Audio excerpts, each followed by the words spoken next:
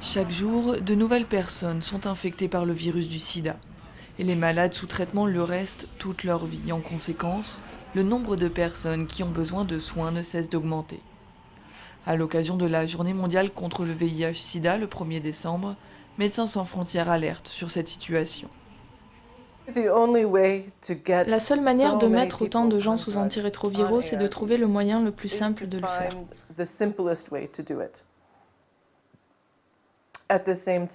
En même temps, c'est très important de se rappeler qu'il s'agit d'un traitement à vie. Donc il faut trouver un équilibre, il y a ce que l'on peut simplifier, mais il faut aussi être d'accord sur les points que l'on ne veut pas simplifier.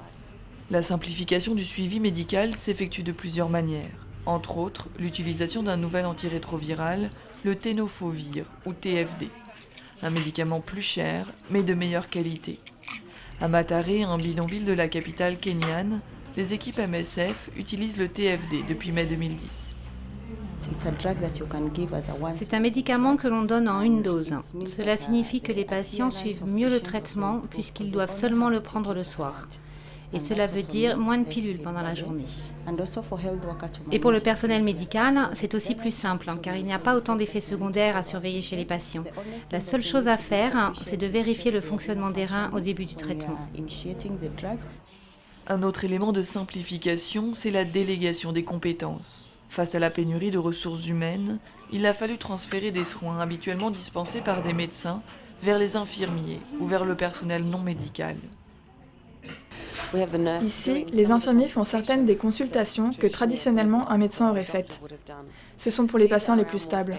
On a établi des critères pour définir les patients qui peuvent être suivis par des infirmiers. Steven Tuitaek a commencé son traitement à Mathare en 2003. Depuis, il vient tous les 3 mois à l'hôpital. En ce moment, je me sens bien. Je me sens fort et très énergique. J'aide ma famille. Et je veux vivre une longue vie, et normale, comme n'importe quelle autre personne. Je veux pouvoir voir mes enfants aller à l'école.